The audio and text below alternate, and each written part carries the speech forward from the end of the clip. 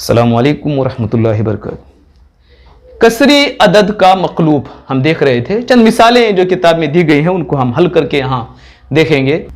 7 ज़रब 1/7 बराबर 1 दिया गया है किताब में। एक दूसरी मिसाल यहाँ पर दी गई है 1/9 ज़रब 9। इसका जवाब क्या होगा? देखिए, किसी भी अदद का नस्बनुमा नहीं है, इसका मतलब है कि इसका नस्बनुमा 1 है। और हम एक अदद के नस्बनुमा से दूसरे अदद के शुमार कुनंदा को तकसीम कर सकते हैं। 9 एका 9, 9 एका 9, यानी इसका जवाब भी 1 होगा। दूसरी और भी मिसालें आपकी किताब में दी गई हैं, आप उनको भी हल करके देख सकते हैं। इससे हमें यह मालूम हुआ किसी भी मुकम्मल अदद को कसरी अदद से तकसीम करना है तो जिस अदद से हम तकसीम कर रहे हैं, जिस कसर से हम तकसीम कर रहे हैं, उसके मकलूब से ज़रब देना मसावी अमल होता है। हम जानते हैं कि ज़रब तकसीम का माकूस अमल है, इसलिए जब भी हम किसी सही अदद को किसी कसर से तकसीम करते हैं तब हम उस सही अदद को उस कसर के मकलूब से ज़रब कर देते हैं। मैं एक मिसाल यहाँ आपको हल करके दिखा रहा हूँ। किसी सही अदद को कसर से तकसीम करना। 2 तकसीम 8/9 है। हमने जाना कि ज़रब तकसीम का माकूस अमल होता है, इसलिए हम 8/9 से तकसीम कर रहे हैं, यानी तकसीम होने वाला 2 है और तकसीम करने वाला 8/9 है। मकसूम है, मकसूम अलैह है। ये तीसरी जमात में हम पढ़ चुके हैं। मकसूम अलैह की मकलूब कसर देखिए, 2 ज़रब 8/9 की मकलूब कसर होगी 9/8।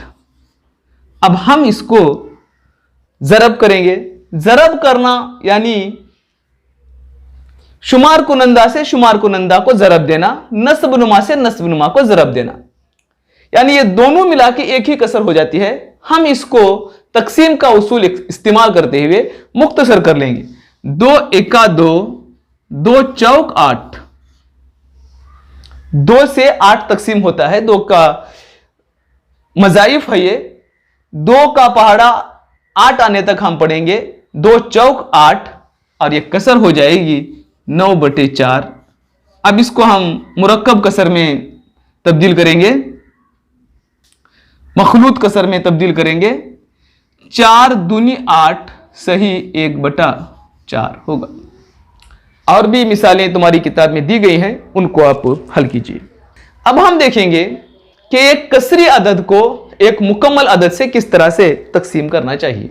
एक कसर दी गई है 3/8 तकसीम 6। मुकम्मल अदद मकसूम अलैह है। यहां जब भी हम किसी भी कसरी अदद को तकसीम करते हैं, मकसूम अलैह की मकलूब कसर से ज़रब कर देते हैं। अब यहां एक सही अदद है। हर मुकम्मल अदद जिसका नस्बनुमा कुछ भी नहीं होता, तो हमें समझना चाहिए कि उसका नस्बनुमा 1 है। इसको जब हम तकसीम करना है तो इसका मकलूब 6 का मकलूब 3/8 ज़रब 1/6। जब यह सही अदद है तो उसके मकलूब के तौर पर हम 1/6 लिख देंगे। अब इसको मुख्तसर कर सकते हैं। 3 एका 3, 3 दूनी 6 बराबर 1 ज़रब 1 1, 8 दूनी 16। अब हम देखेंगे कि एक कसर से दूसरी कसर को किस तरह से तकसीम करना चाहिए।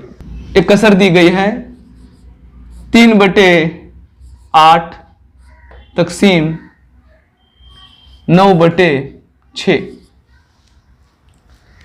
3/8 को तकसीम करना है 9/6 से, यानी 3/8 मकसूम है और 9/6 मकसूम अलैह है।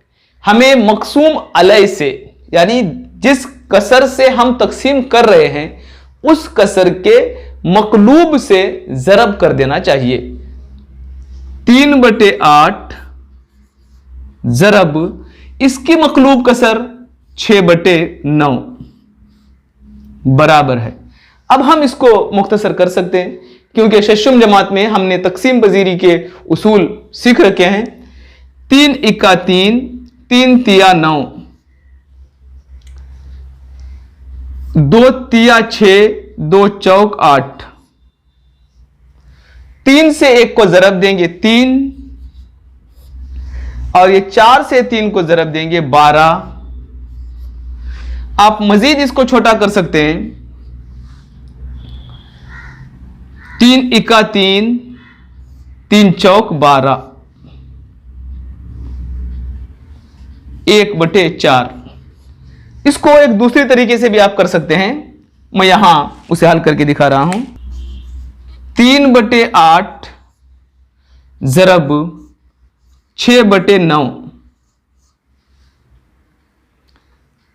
3 इक्का 3, 3 तिया 9,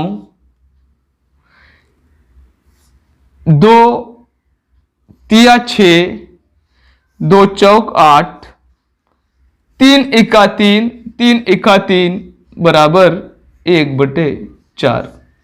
यहां जरब करके मुख्तसर करने के बजाय यहीं पर भी आप मुख्तसर कर सकते हैं।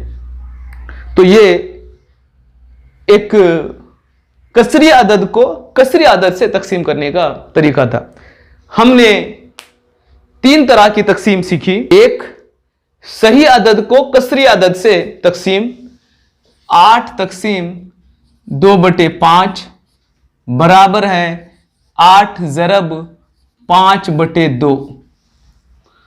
दूसरा, 3/4 तकसीम 6 बराबर है 3/4 जरब 1/6। मुकम्मल अदद को कसरी अदद से तकसीम। कसर को हमने मकलूब कसर बना लिया। कसर को मुकम्मल अदद से तकसीम, हमने इसका मकलूब 6 का मकलूब 1/6 कर दिया। दूसरा,